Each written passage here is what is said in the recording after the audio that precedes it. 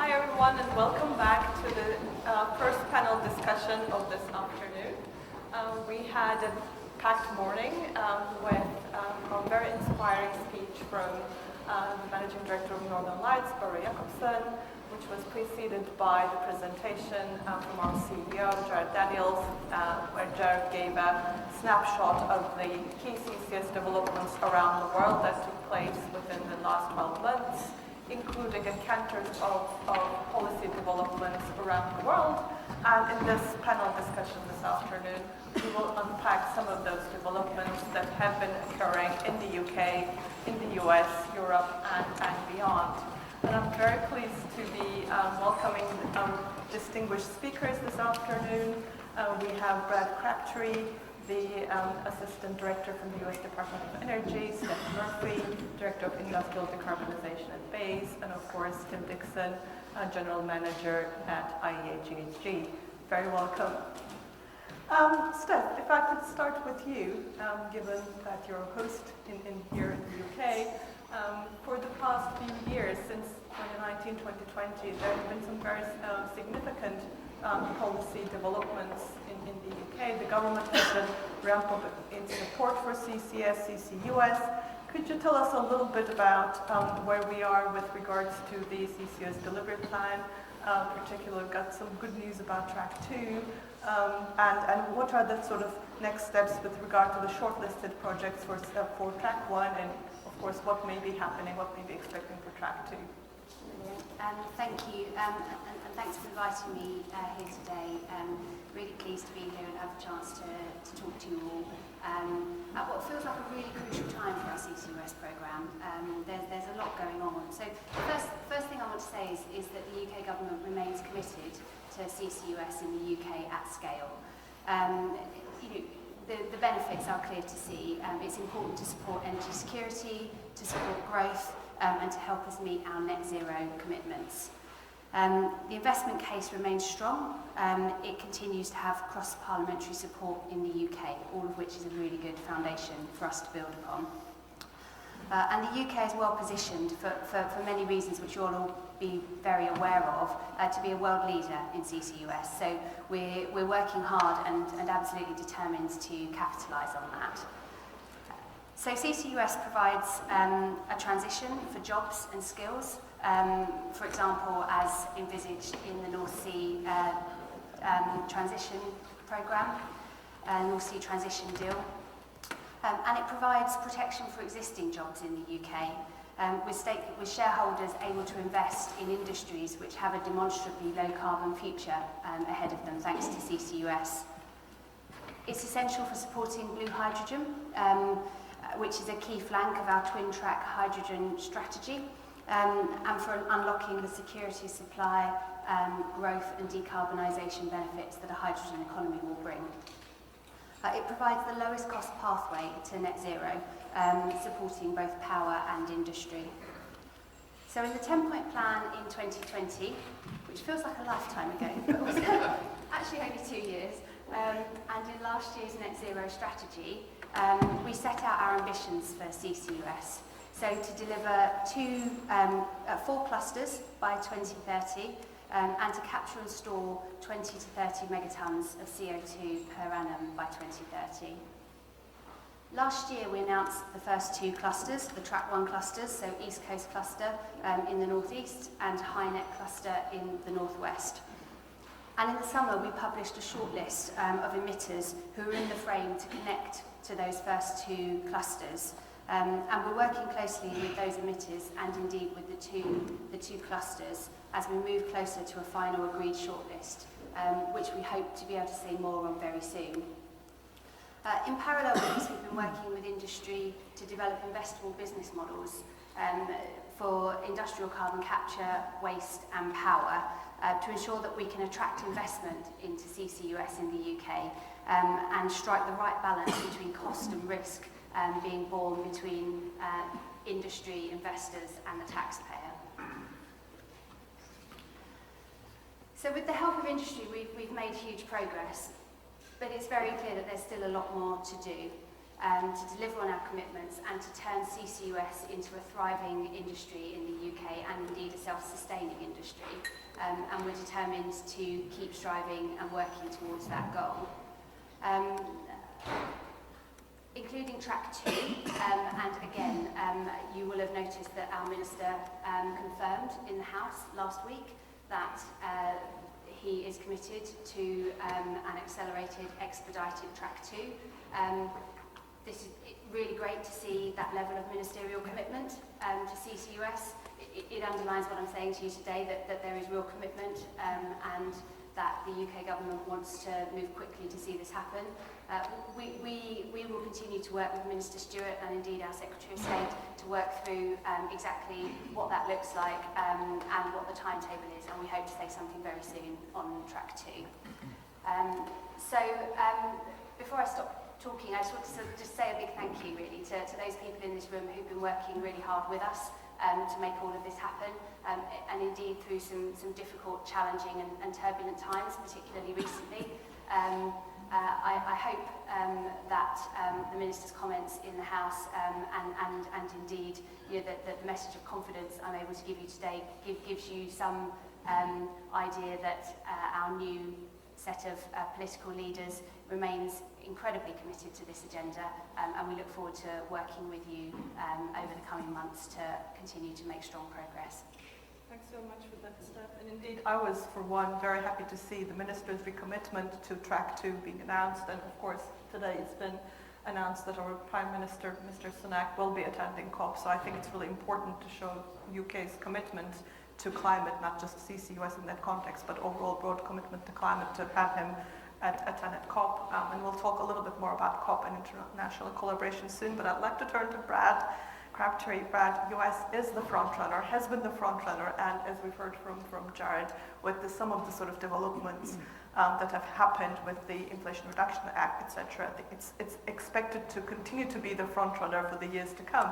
Could you speak a little bit more in detail about the enabling environment that has led to this outcome of US having the leadership position, and how do you expect the new policies such as the Inflation Reduction Act to shape the outlook for carbon management in the US? Sure. Thank you, Guloren, and thanks for the invitation to be here, Jared and your colleagues at GCCI. And it's great to be on the stage here with Stef. The UK has been one of the United States' closest partners in the realm of carbon management over the years, so it's great to be here. It's been a long journey in the United States when it comes to the development and deployment of carbon management projects. The legacy projects that you referred to, there's a dozen commercial scale projects operating in the United States today. Most of them have their ties to an earlier period of enhanced oil recovery where the CO2 actually was purchased by oil and gas companies to produce additional oil in mature oil fields, and that CO2 was stored geologically in the process. That provided a revenue stream that helped justify the carbon capture equipment, the CO2 pipelines, and all the other costs involved. The federal government role was mostly in the realm of research and development, and there's a long-standing program at the Department of Energy. Jared was part of that when he was there, that has provided support to the private sector to help those pilot scale projects and ultimately commercial scale operating projects we have today. But we, until recently, did not have a comprehensive policy framework to support deployment of carbon capture, transport, and geologic storage, let alone direct air capture and other carbon removal technologies. The first big step happened in 2018 with the reform and expansion of a federal tax credit in the United States called the 45Q tax credit. It's a strange name because it refers to the section in our US tax code. And it is a tax credit that incentivizes the capture of CO2 from power plants and industrial facilities and its geologic storage. It also provides an incentive for the conversion of captured carbon emissions into products, and it also includes direct air capture technology. The reform and expansion in 2018 stimulated some additional project development, but it took a fair amount of time to finalize the regulations and everything associated with that. And then in 2020, we had our Energy Act passed, which took years of support from both political parties in the Congress to really update our program of research, development, and demonstration. And for the first time, we had major support for carbon management, and not just R&D, but literally support for commercial scale demonstration of the technologies we needed. Unfortunately, there was no money, just the authorities to do so. Fortunately, last year, then the infrastructure, our U.S. infrastructure bill passed. We call it the Bipartisan Infrastructure Law, and that provides $62 billion to the Department of Energy over 5 years for all things energy and climate. And then within that is $12 billion for carbon management, broadly defined, and $8 billion for hydrogen. And so within that program, we have a provision that will fund 6 commercial scale carbon capture projects. 2 have to be at industrial facilities, another 2 at natural gas-fired power plants, and the final 2 at coal-fired power plants. Then you had a wonderful presentation about the Northern Lights project and a lot of discussion this morning about the great progress that's been made in developing carbon hubs or CCS hubs. That effort in Europe was really, really inspirational for our policy development efforts in the United States. So within this infrastructure bill, we also have funding for the development of clean hydrogen hubs, 4 of them on a regional scale. At least 1 will have to produce clean hydrogen from natural gas with carbon capture. There's also $3.5 billion for 4 regional direct air capture hubs that will each have, in each region, capture 1 million metric tons annually of CO2 directly from ambient air. And then in addition to that, again, consistent with the hub strategy, there's $5 billion divided roughly evenly between CO2 transport and geologic storage to really build out these hubs on a region-by-region basis so that as we're developing carbon capture projects, the back end of carbon management, the CO2 pipelines or the rail transport or the maritime transport to permitted geologic storage sites is in place. And we anticipate that with this funding, which we will invest jointly with industry, to be able to develop 20 to 40 regional geologic storage sites, each of which will be required to store a minimum of 50 million metric tons of CO2 over a 30-year period. We expect many of them to store hundreds of millions of metric tons of CO2 over their lifespan. So that's the federal or public investment side of the equation. But you also need incentives to leverage private capital to come into projects. And so many of you probably heard in August, budget reconciliation legislation passed in the United States. It has a very strange name. It's called the Inflation Reduction Act. That says a lot about American politics at the moment.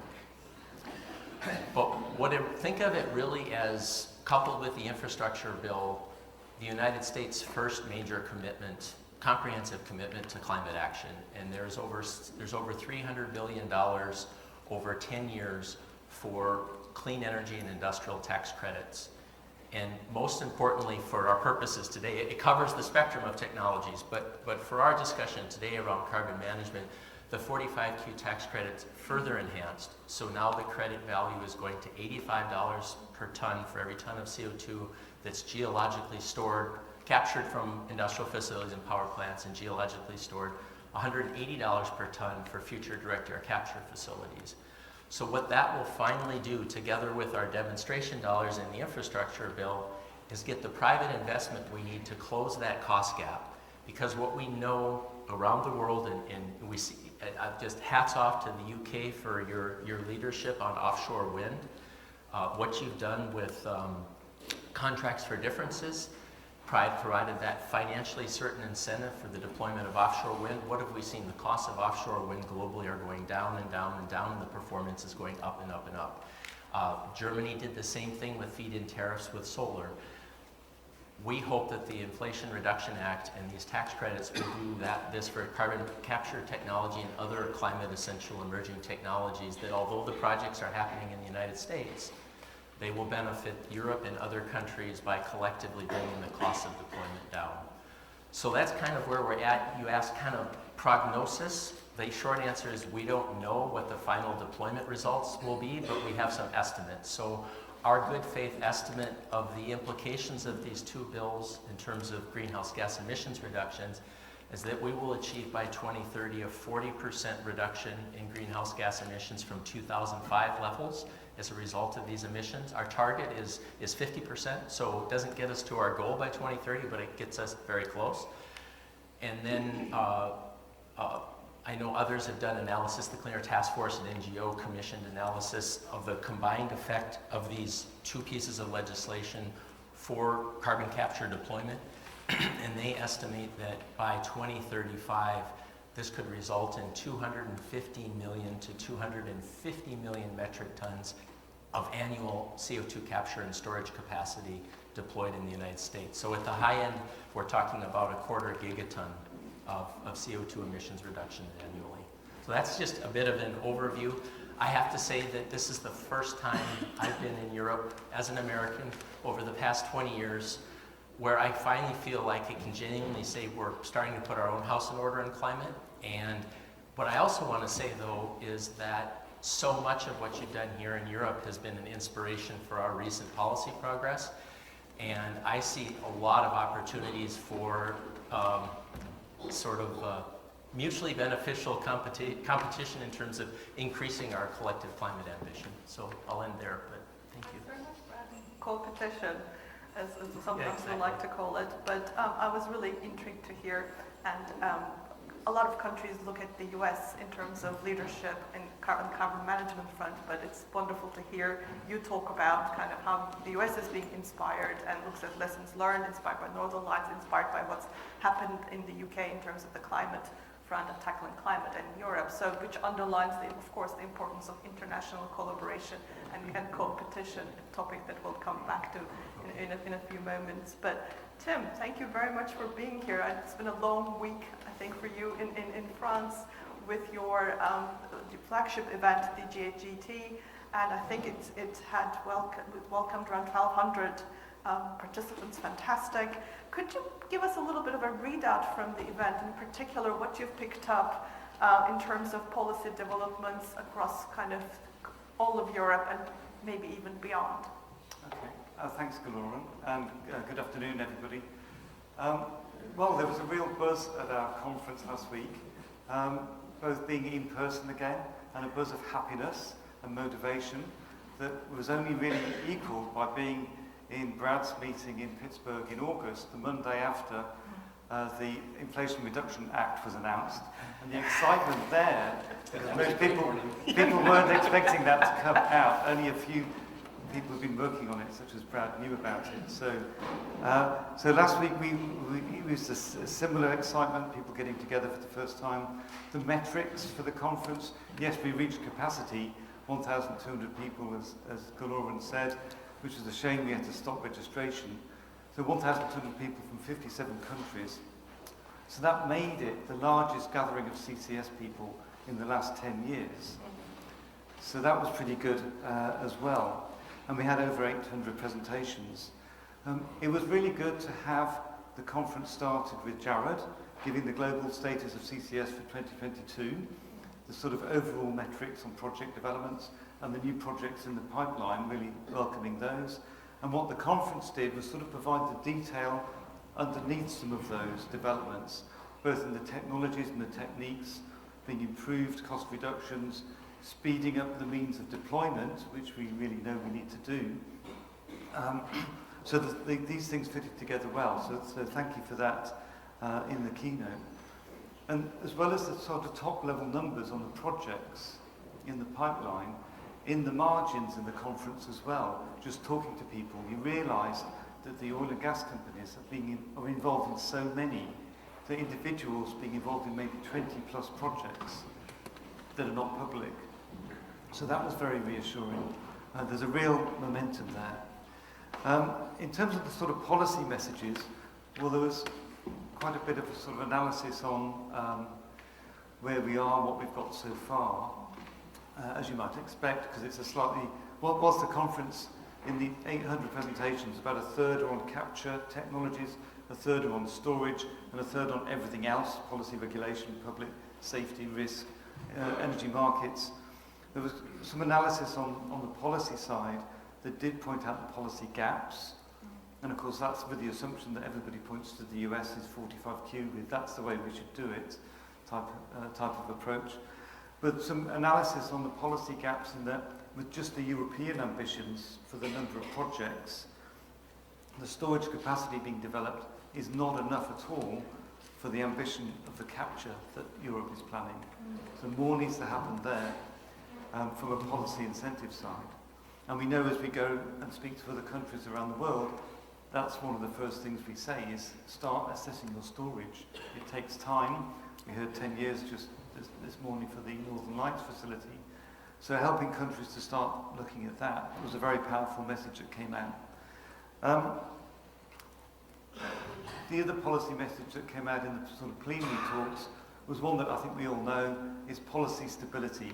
You know, these projects are going to have lifetimes of 20 years. Keep those policies stable for 20 years at least, so they can make the investment decisions. Just to sort of wrap up my summary of the conference, because it's quite hard to summarise 800 presentations, but we did end the conference with two things for the first time. One was a visit to the Northern Lights facility. So there's not many large-scale facilities in France to visit, so we took the entire conference live to the Northern Lights facility. We went round there in real time. And that seemed to work very well, even with the wind noise, because it was the weather can be a bit inclement on the west coast up there. But to the point where some of the people in the audience actually got, so I'm looking for Bora if he's still here, some of the people in the audience got a bit emotional at seeing the results of their work on the big screen in live real time. So thank you for that to your colleagues, Ingrid and Christelle, for that. And the other thing, I'll end on, is we ended on a youth panel. We wanted to hear from a young generation, and we gave them complete free rein. They organised themselves, and we gave them no guidance. And we wanted to have a forward-looking perspective, not just an analysis on what's been done to date, but looking forwards. So that seemed to work quite well. We had some really good viewpoints from them, including on their view that the governments aren't doing enough, including some perspectives on stakeholder engagement, what they would say to Greta Thunberg. That could be very useful, in fact. And some feedback from them on social media that people my age are not so good at, but the fact that direct air capture is very well out there on Instagram, but CCS in itself isn't. So there's more that we can do, more that we can learn from, and that's what we're going to be doing going forward as well. Thanks so much, Tim. And hearing about the youth and brings me to the point of stakeholder engagement as you've identified. And I want to sort of go perhaps back to Brad and ask how important is environmental justice, just transition, and how is it being addressed in the US, because I know that it's a sort of cornerstone of your policy and approach at the DOE. Yeah, I think this won't surprise anybody in the audience. The United States has a real history, a legacy of social challenges of social and racial injustice. And so sadly, overlay that history, you see the same when it comes to the impacts of pollution and environmental burdens, they don't fall equally on Americans. And so poor Americans generally, but also Americans of color specifically, experience higher rates of pollution in their communities than other communities do. So the Biden administration has made environmental justice and equity and how we implement policy an absolutely central priority, is important as the greenhouse gas reductions, frankly. And so we're working with communities and companies we've basically taken a step back from how we normally provide funding for projects to think about how can we ensure that in addition to, in the case of a carbon management project, we not only achieve the greenhouse gas reductions, we also achieve tangible, measurable, economic and other environmental benefits from those projects to the affected communities. And we are actually going to condition our decisions on whether we provide funding. That will be part of the evaluation criteria for applications from companies and consortia and others wanting to use funds from the infrastructure legislation to fund a carbon capture demonstration project or a CO2 pipeline or maybe a geologic storage site. Fortunately, there's a good story to tell. Carbon capture technologies doesn't just reduce CO2 emissions, it also reduces a number of very important pollutants from an environmental and human health standpoint, but it doesn't address all environmental considerations. So that's a huge priority. But the other aspect of engagement, stakeholder engagement, is very important, and that's that because of the scale of the infrastructure bill and the tax credit package in our Inflation Reduction Act, we are going to see deployment of technology, of projects and infrastructure on a scale that has never happened in the history of the United States. And maybe globally, it's hard to say, but certainly for our country, it will be the most significant level of deployment. And this is a challenge not just for carbon management, carbon capture, CO2 pipelines, things that are associated with heavy industry or the oil and gas industry. It's going to be a challenge for renewables. And building and sustaining public support for this level of project development to meet our climate goals is not a foregone conclusion. It's going to put the federal government and our department in particular in an entirely new role of engaging the public to increase understanding and support so that these many, many projects that will be all over the country can be successful. And I will say it's challenging because that is not how our department is funded. Congress, and this is not a criticism, Congress doesn't yet understand how critical this dimension is to the ultimate success of meeting our energy and climate goals. If we can't build these things, then we can't meet our goals. And if we don't have some public support, we can't build these projects and infrastructure. So we are spending every day trying to think through how we do a better job of community engagement, stakeholder engagement, and then of course making sure that everybody benefits from these projects. Thanks, Brad. And I know that that concern is also very valid for Stef as well. And in your opening remarks, Stef, you mentioned sort of the fact that CCS creates jobs, kind of maintain jobs. Could you talk a little bit about the Just Transition agenda in the UK and what ABASE is doing in terms of stakeholder engagement and your thoughts on it? Yeah, sure. I mean, well, perhaps to sort of start internationally, there's sort of an international and a sort of a domestic angle to the Just Transition. And sort of on the international side, we, are committed to sort of convening and leading international engagement and taking part in international fora to share lessons, to share learning, and to help level up in that way. And we're a lead member of the Clean Energy Ministerial CCS initiative alongside Saudi Arabia, the US and Norway.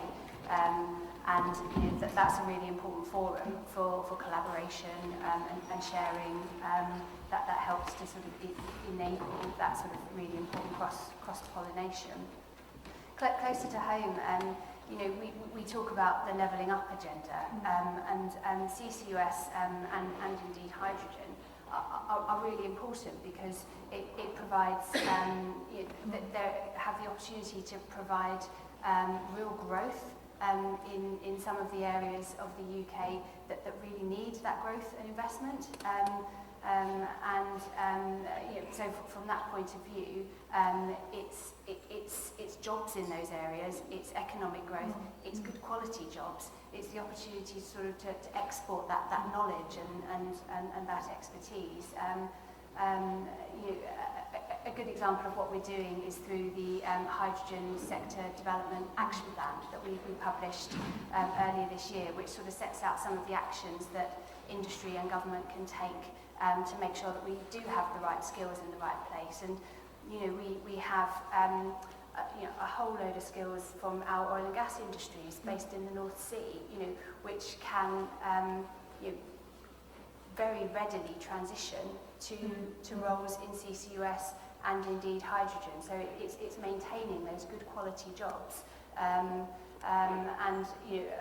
as I said before, we're really conscious that for our industries to survive and have a future, it needs to be low carbon. And for many of our industries, CCUS is the only viable route to decarbonise. So having that route there, having an opportunity for businesses to move towards a low carbon future is important for their survival, but also to sort of make them an investable proposition so that they can continue to grow and we can continue to have an industrial heartland in the UK. So all of those things sort of come together in this sort of message of levelling up and growth, as well as net zero, which is massively important, but it's not the only thing.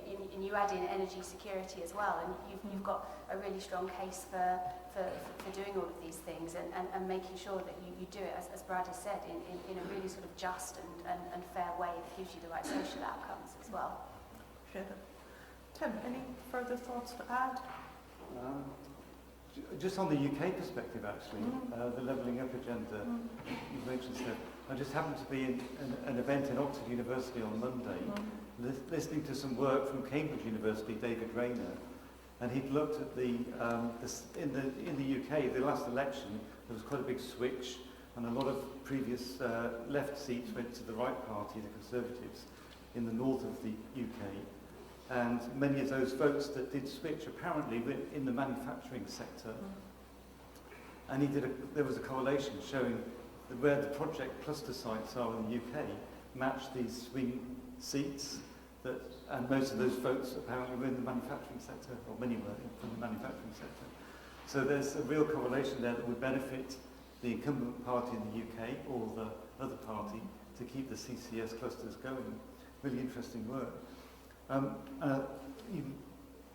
In terms of outside of the UK and internationally, I think you asked about the global south, developing countries, where the issues, every country is different, every region is different, every project faces different stakeholder issues, which need to be positively engaged and addressed and listened to and acted upon.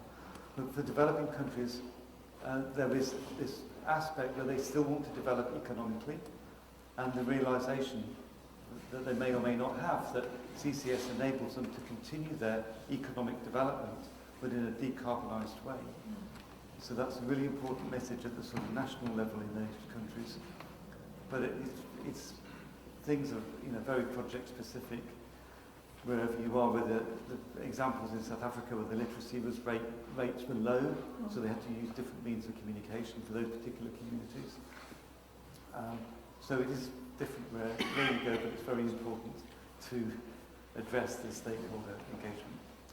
And talking about the levelling up agenda and different jurisdictions within the UK, I remember Professor Jim Skee, whose origin was from Scotland, talking about how there was a sensible, palpable sense of disappointment when Acorn was a reserve cluster, because people are so looking forward to having CCS in Scotland and elsewhere. So I think it's not just about public acceptance, but public enthusiasm for CCS that we're hoping to see, and it seems like it's starting to take hold of, at least to some degree. But Stef mentioned about international collaboration and, for example, Clean Energy Ministerial. If I can turn to Brad, because you also talked about international collaboration, Brad. And what's your government doing internationally? And I know it's a lot, but in order to advance CCS internationally, and how important do you think initiatives such as Clean Energy Ministerial or Mission Innovation are in this front? I think in all candor at this time, our focus has, and I would say as an American appropriately so, has been domestic, because at the end of the day, what we do within our own borders to reduce emissions is going to have the most impact abroad, because you can't have credibility engaging internationally on climate if you aren't delivering on policy and real projects on the ground in your own country. And so we have not disengaged at all internationally, but we clearly have been focused on the home front from a policy and project standpoint.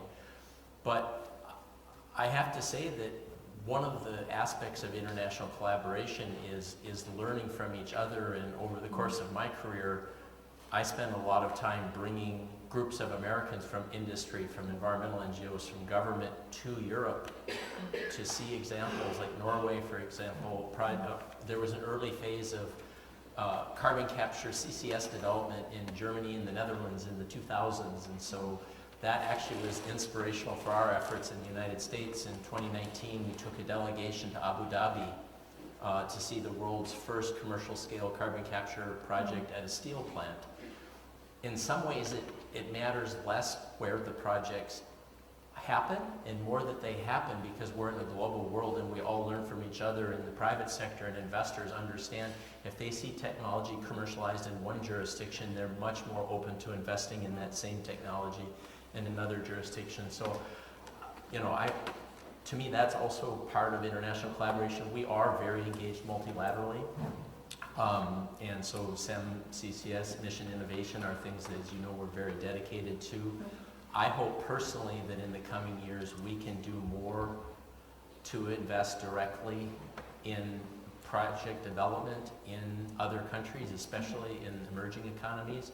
I remain concerned that the level of emissions reduction and energy development that we need in the developing world, just for the sake of energy justice and other countries having the same opportunities to develop economically, we're going to have to be deploying these technologies at a very large scale, and we collectively in the industrialized world are just not doing enough to ensure that technology deployment occurs. So I'm hoping, over time that we collectively will make more progress on that front. And this COP, of course, because it's in Africa, is going to have more discussion of that as well. Indeed. Stef, you already kind of touched upon it, but I wondered if there was anything that you wanted to add on this front as well. Yeah, I mean, I've already said sort of how important we think multilateral fora and indeed sort of bilateral relationships are in this space to sort of to foster collaboration and share lessons. And I mentioned the Clean Energy Ministerial. We also went to the recent Global Clean Energy Action Forum in Pittsburgh, which and led a couple of side events and a panel, and it was a really great event. So thank you for organising that. That was great. And obviously, we've got representation at COP from within our team, as well as obviously the great news that the Prime Minister is attending. So all of these things are massively important. It's no one country can do this on their own. We should share the lessons, work together, collaborate. I do also really agree with what Brad said, though, that in order to sort of have the authority to stand there and tell people that they should do this, we need to do it ourselves. So we have had a very strong focus on our domestic delivery.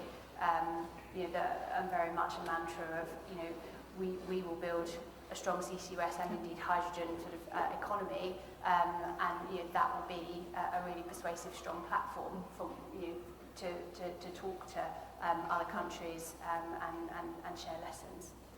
Thank you. I do have one quick specific idea. I was looking at my colleague Adam here, and I neglected. When it comes, there's still research and development that's necessary. We're appropriately in this discussion focused on deployment and commercial scale projects, and we should be.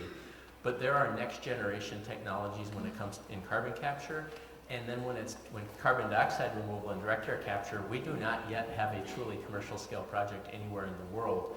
So one of the things that international collaboration can do is can accelerate that traditional R&D process. So one of the things we're actually partnering with the UK and about a half dozen other countries, and we'll be announcing this at the COP, is a global initiative where multiple countries will each take one carbon dioxide removal technology and demonstrate it at pilot scale. Because there's multiple different technology pathways that could become the key ways we remove carbon dioxide from the atmosphere in the future at commercial scale. But by 2030, they need to be commercial, or we can't make the transition to net zero by 2050.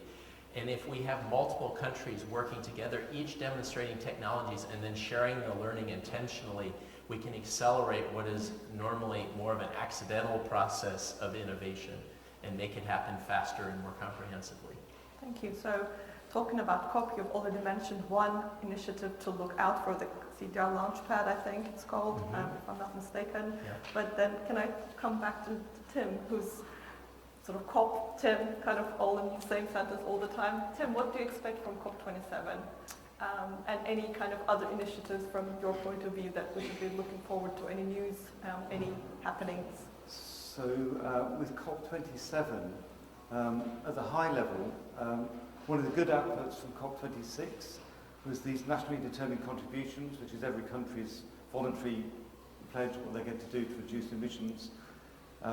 They were meant to be updated every 5 years, and one of the good outcomes from COP26 was to request countries to update them in a year's time, so not waiting 5 years. So that's a good outcome of COP26. The less good news is that only 21 or 22 countries have updated their NDCs, and only of those, only one has made a real progression onwards, and that's the Australian government's NDC, and that reflects the change of party in Australia. There's still time. COP doesn't start till Sunday, so countries might get a bit. We did actually see this in COP26. NDCs were being submitted, and long-term strategies were being submitted during the COP. So I'm, forever hopeful on that. That's the high-level picture.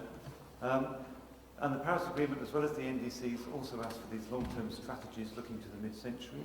Now about 53 of those have been submitted, and most of those have got CCS in. I think, Jared, you included those statistics in your global status report.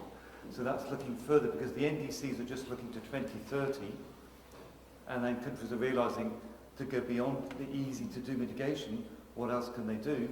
And CCS becomes more and more needed by them. At the more detailed level, one of the other good outcomes from Glasgow COP26 was the finalisation of the unfinished bit of the Paris Agreement, which was Article 6, which is to do with international collaboration, basically setting up the international carbon markets. The overall framework decisions were agreed at COP26, but the detail for the rules, the modalities and procedures are still to be done. And there's two main mechanisms in that, 6.2, which is between countries, and 6.4, which is effectively project-based, a bit like the Clean Development Mechanism. So the work on those is underway, and it's worth noting from two perspectives. One is we want them to remain technology neutral, so that CCS isn't biased against. And secondly, they actually have a remit to look at removals, what's called removals, removal of CO2 from the atmosphere, both through nature-based and engineered, such as DACs and BECs. Now the work started in those.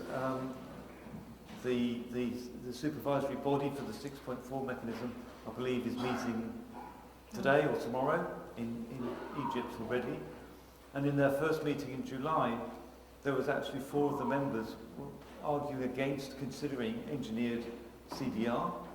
And amongst the arguments they used was the lack of experience or lack of projects, lack of feasibility of CCS itself, because obviously the geological storage is common. So we witnessed that and immediately realised they needed to be reminded that a lot of the hard work has been done on geological storage under the IPCC greenhouse gas guidelines, that has a chapter specific for it, and under the CDM, the Clean Development Mechanism, the modalities and procedures for CCS were agreed in 2011 for developing countries. So we managed to get an input in one of only 2 organisations to get input into that, and communication with the Secretariat. We managed to steer, along with some of the more mature members of the supervisory body, steered it back into technology neutrality in their advice and considerations going forwards on removals. And I've probably gone into too much detail there, but it's important that we track and follow these processes so that there's no discrimination or bias against a particular technology, especially when the IPCC says we really need CCS and we really need engineered CDR to achieve net zero. So we'll continue following the detail on those as they progress through COP27. Thank you. And in terms of events, well, there's probably big announcements to be made, but I'll just give a plug that we have a CCS side event. It's the only official UNFCCC side event on CCS, and that's going to be on Thursday the 10th, focusing on CCS in Africa, with a good range of speakers from African countries. Thanks very much, Tim. And I don't know if Brad or Stef, if you wanted to add anything on the COP front, any expectations? I would have mentioned the focus on Africa, and there will be announcements on carbon management in African context, and I welcome that, and I think it's long overdue. Thank you. And similar to what Tim has said, we as the Institute are hosting and speaking at a number of events at COP27. So for those of you that will be attending, they will be on our website. I mean, perhaps just to sort of step back and sort of give a slightly sort of broader UK government view on COP27. And just to say that, you know, we think it's really important that we see now as a critical moment to kind of redouble our efforts and to keep moving forward and to show that the transition isn't standing still or sort of backsliding. I think that would be incredibly damaging. Given sort of difficult economic conditions that many countries are facing, you know, this is still a really important agenda, and actually, can be economically advantageous as well if done in the right way. So we need to keep moving forward and showing progress. And I think that the war in Ukraine has sort of shows more and more the intrinsic link between climate and environment and sort of energy security. So these are all really important reasons why COP27 needs to continue to demonstrate progress towards the transition and linking it with that message of growth. Completely agree. Thank you for that. And we're coming to the end of the session. We'll take some questions from the audience as well. But one topic that I wanted to just briefly touch upon before our next panel, which is on finance, is of course the topic of finance. And I wanted to ask you, clearly when we talk to financiers, we hear about sort of CCS, the need for CCS projects being bankable, being financeable.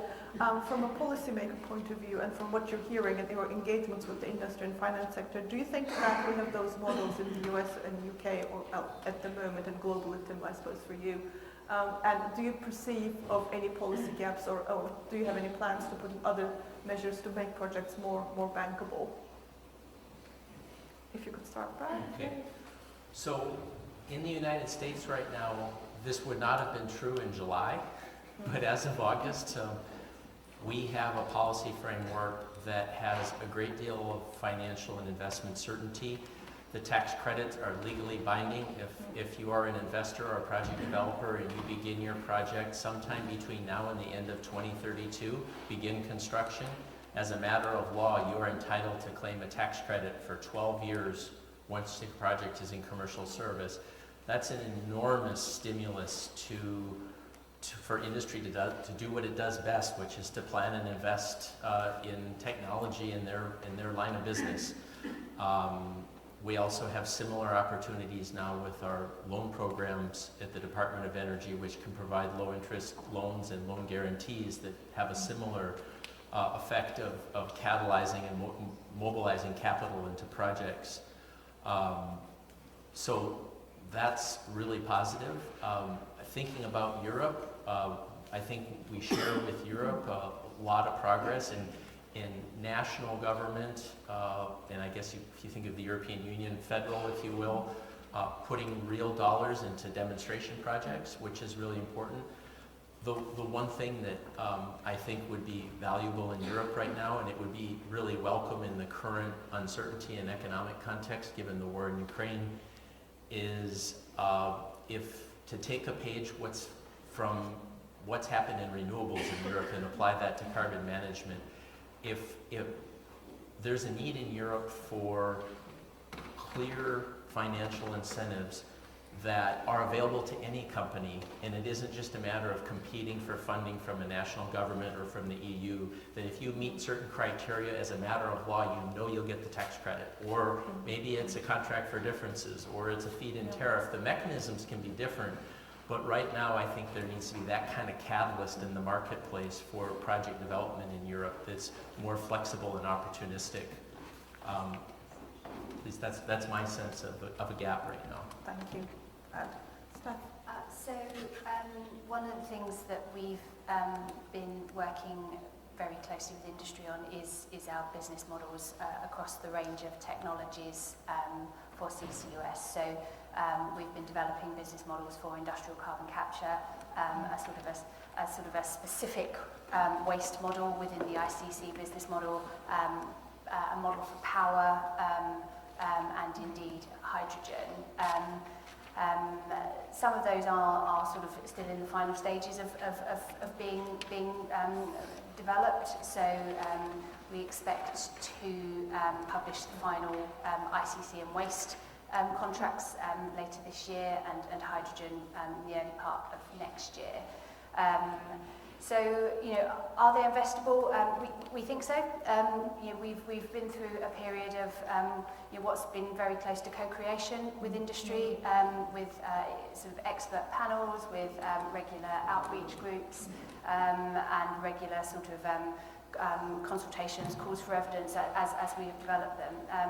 And we have built very much on what we've learned through the contracts for difference in the offshore wind arena. All of the models are sort of based in, they work in the same kind of way as the contracts for difference. They all have slightly different different features to fit the particular technology. But that's for our sort of first of a kind business models. We're very conscious that over time, I mentioned sort of CCS needing to be a thriving, self-sustaining business. We need to get out of the business of government subsidising. Over time, what we want to transition to is something much more like what we have with offshore wind. Competitive allocation, potentially as a system of auctions. But that's further down the track. This is about getting an industry started, having those business models that make it an investable proposition, and then looking to evolve them over time. But obviously, the proof will be in the pudding when we start negotiating next year. Indeed. Tim? Just on this topic of finance, I think the finance sector, the banks, and also the large multinationals are getting increasingly interested in ESG reporting, environmental social governance reporting. And I just point people to the GCSI's great report on this and the methodology for how to assess CCS and demonstrate its benefits in the ESG reporting. So just to mention that. Thank you so much, much appreciated. And we'll hear more about it in the next panel on financing. Sorry if it's not the report, on the topic of finance and also a little bit about ESG and ESG reporting, etc. But thank you for that. And with that, thank my panelists. But I'd like to open up to questions from the audience. If you could introduce yourselves and if you have a specific panelist in mind, if you could also address the question to them. My colleagues have mics in their hands. No questions. Going, gone. Oh, no, there, one gentleman. There we go. Okay, two. Good afternoon. My name is Faz Hussain.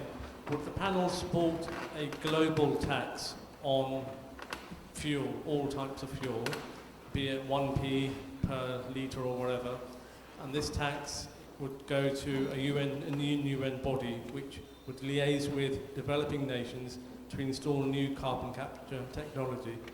It could be carbon capture technology for a steel plant or something like Northern Lights technology. Would anybody like to take that? Well, tax incentives do provide certainty. That's true. That's how we got the first two Norwegian projects, Sleipner and Snow White, because the tax on offshore emissions provides certainty to industry to invest. And we see the same now in the US with the 45Q and the amount of development of projects there, because they provide this certainty to the companies making their investment decisions. As for doing it globally, we need a global policeman to do that. But yes, I think it would work. Thank you. Oh, please. Yes. No, it's not on. Just speak. Okay. So, Nihal Daraj, Imperial College. You mentioned at the beginning there is a gap between the targets we put and the storage capacity we have. How do you suggest we fill this gap? Because we've seen that a lot. My background is oil and gas engineering, and I've seen the gap that contains a lot of reservoir engineering aspects, and you have to look at a lot of variables. Again, how do you suggest we fill this gap? To clarify, are you asking a gap in permitted capacity? Not actual geologic capacity? No, geological capacity. No, we don't. The targets and the geological capacity. No, I would argue that the capacity, geologic capacity, greatly exceeds our targets. Yeah, no, okay, let me clarify the question more. Okay. The geological capacity is quite a lot. Yes, I do agree. But then the target that it can reach this storage by 2030, because you have to deal with a lot of... So it's not permitted, it's not available? Yeah. Yeah, okay. So, so I think that's work that Carbon Limits has done for the Clean Air Task Force, has shown that. And the answer is, we should have started 10 years ago, which isn't a real, a valid answer for taking action, but we just need to do more. As for the policy incentives to do that, I don't know.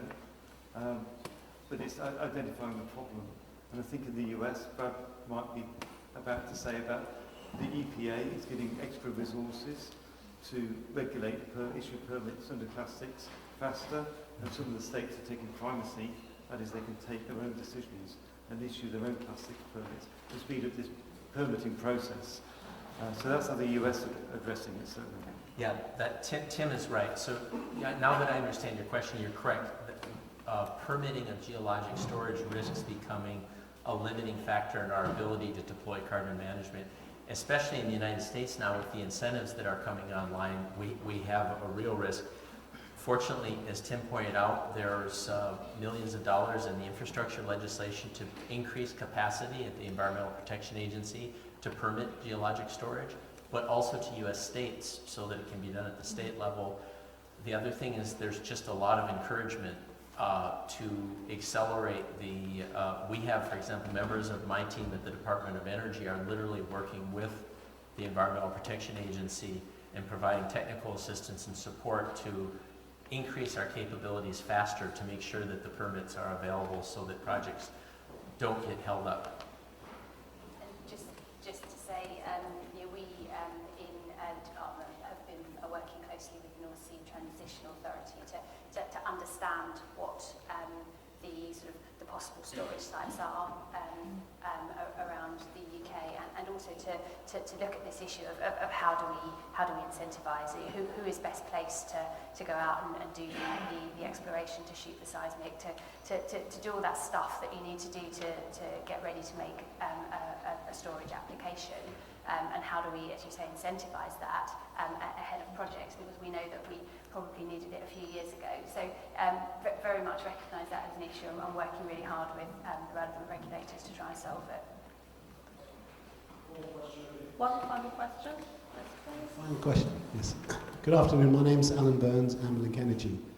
With regard to technical knowledge sharing to reduce costs, I did a lot of work on CCS probably 15 years ago, and at that time, Brad, the US regional councils were very much, the US CCS councils were very involved, as was EPRI, as well as the US DOE. But I haven't followed those recently. I mean, are they still producing good reports? I remember voluminous reports I could get on the public domain. They are.